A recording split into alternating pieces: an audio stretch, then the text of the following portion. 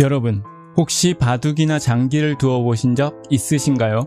승부를 가르는 가장 중요한 핵심은 바로 상대방의 수를 읽어내는 것입니다. 게임에서 승리하기 위해서는 내 계획과 전략대로 나가는 것이 중요합니다.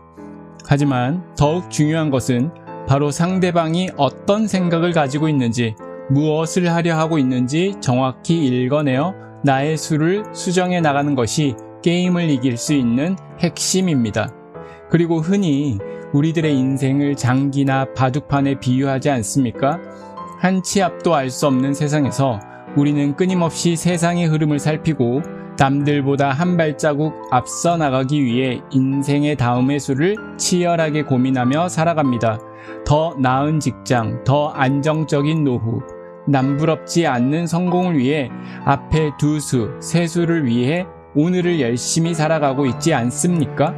하지만 이 시대는 빠르고 복잡하게 변화하고 있어 우리는 지금 내가 가고 있는 이 길이 과연 올바르게 가고 있는 게 맞는가, 혹은 이렇게 살아가는 게 맞는 건가? 라는 의문과 함께 이 시대가 말하는 성공이라는 틀 속에서 맹목적으로 달려갑니다.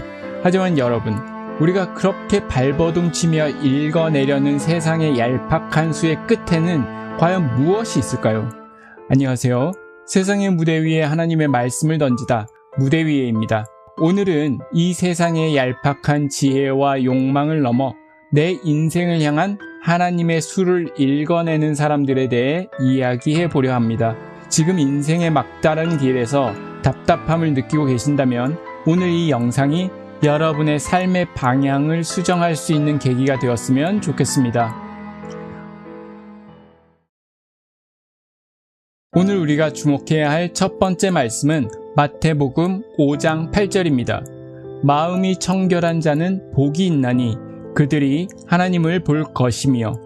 성경은 마음이 청결해야 하나님의 길, 즉 하나님의 수를 볼 수 있다고 말합니다. 여기서 청결이란 단순히 도덕적 결함만을 의미하지 않습니다. 역사적, 영적 의미에서 청결함이란 하나님을 내 욕심의 도구로 삼지 않는 무결한 동기를 뜻합니다. 1세기 유대 사회는 부정한 것과 접촉하면 부정을 타게 된다고 믿었습니다.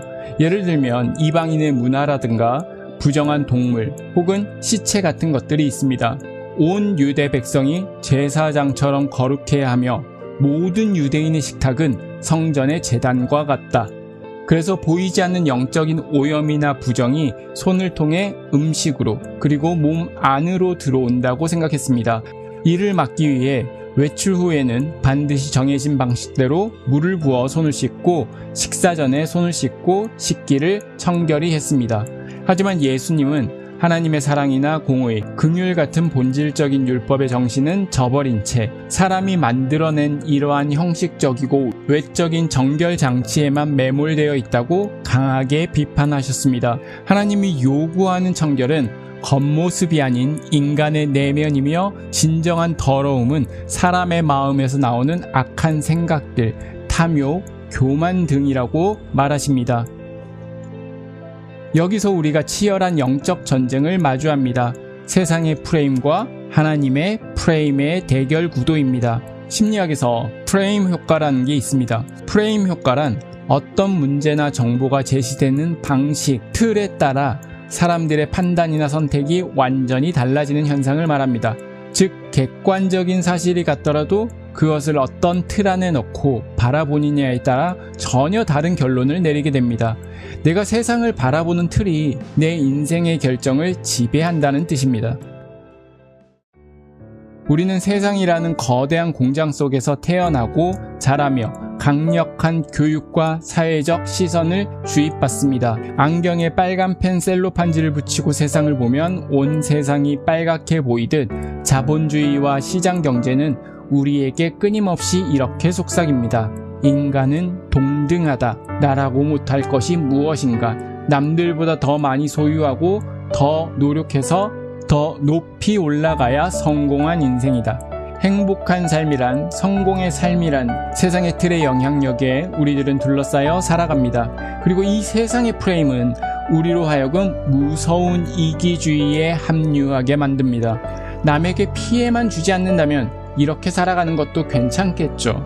하지만 하나님을 믿는 사람들은 그래서는 안 됩니다. 왜냐하면 이러한 욕망의 프레임에 갇힌 사람들은 결국 기도를 할 때조차 자신의 결핍과 자본주의적 야망을 채우기 위한 수단으로 하나님을 부립니다. 하나님, 나의 자녀들의 삶을 성공하게 해주세요. 시험에 붙게 해주세요. 그 회사에 들어가게 해주세요.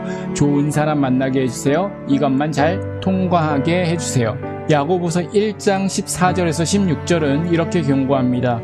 오직 각 사람이 시험을 받은 것은 자기 욕심에 끌려 미혹됨이니 욕심이 잉태한 즉 죄를 낳고 죄가 장성한 즉 사망을 낳느니라.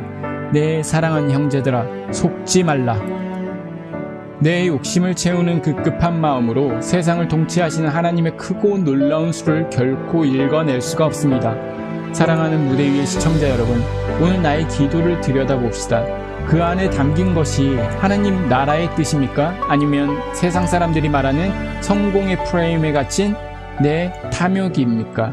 내 눈을 가리고 있는 욕망의 안경을 벗어버리셔야 합니다.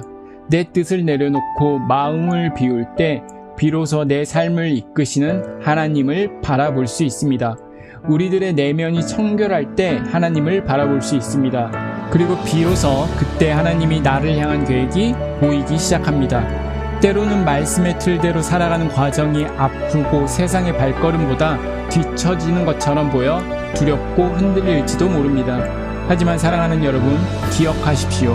우리가 비운 그 자리마다 세상이 줄 수 없는 하늘의 평안이 채워질 것이고, 우리가 내려놓는 그 짐마다 하나님께 가장 선하고 완벽한 인도하심으로 우리들의 인생을 인도해 주실 것입니다. 오늘 하루 세상의 프레임에서 벗어나 오직 하나님 한 분만 바라보며 주님과 함께 당당히 세상 속으로 걸어 나아가는 여러분이 되시기를 응원합니다.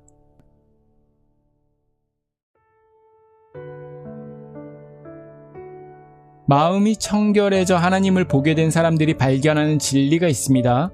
마태복음 13장 44절. 천국은 마치 밭에 감추어진 보화와 같으니 사람이 이를 발견한 후 숨겨두고 기뻐하여 돌아가서 자기의 소유를 다 팔아 그 밭을 사느니라. 고대 근동사회에서는 전쟁이나 약탈의 위기가 닥치면 밭에 몰래 파묻어 숨기곤 했습니다. 그러다 주인이 돌아오지 못하면 그 보화는 고스란히 땅속에 묻힌 채 오래 방치되었습니다.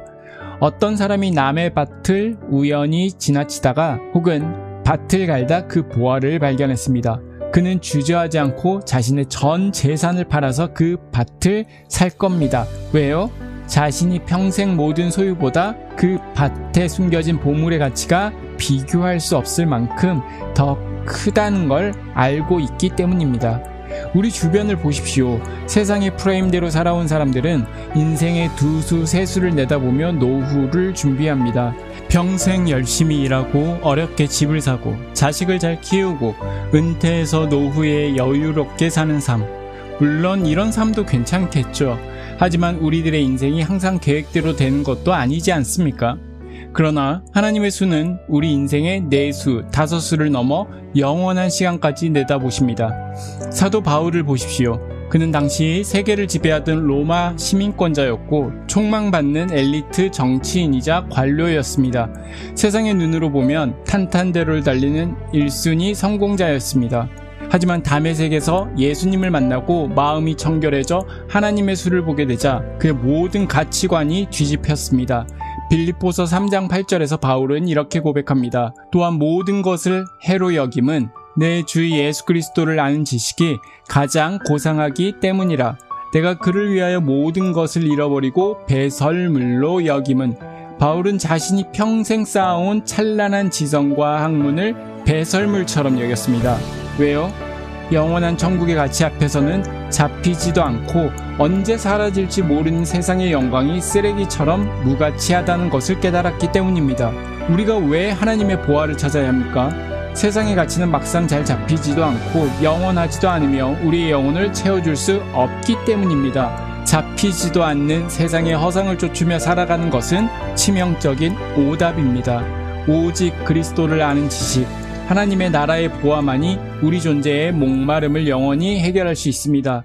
그래서 바울은 로마서 8장 18절에서 이렇게 외칩니다.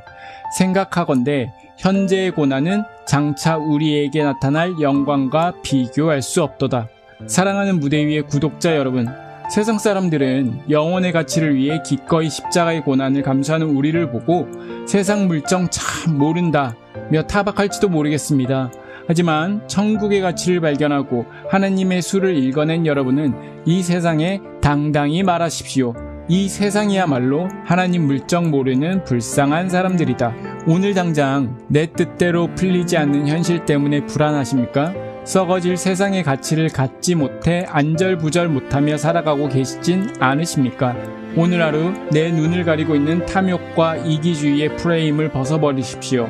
마음을 맑고 청결하게 비워내어 영원부터 영원까지 모든 수를 완벽하게 꿰뚫고 계시는 전능하신 하나님께 내 인생을 온전히 맡겨드리십시오. 비록 우리가 걷는 믿음의 길이 조금 좁고 시련이 따를지라도 주님께서 여러분의 삶 속에 감추어 두신 상상할 수 없는 완벽한 묘수를 보게 될 것입니다. 장차 우리에게 주어질 영원한 영광을 소망하며 오늘을 당당하고 의연하게 승리하시는 여러분이 되시기를 온 마음을 다해 응원합니다. 세상이라는 거대한 무대 위에서 언제나 하나님의 말씀으로 굳건히 서시기를 축복합니다. 오늘 영상이 여러분의 영혼의 작은 빛과 용기가 되었다면 구독과 좋아요 그리고 알람 설정으로 제 소중한 동역자가 되어주세요. 지금까지 세상의 무대 위에 하나님의 말씀을 던지다 무대 위에였습니다. 감사합니다.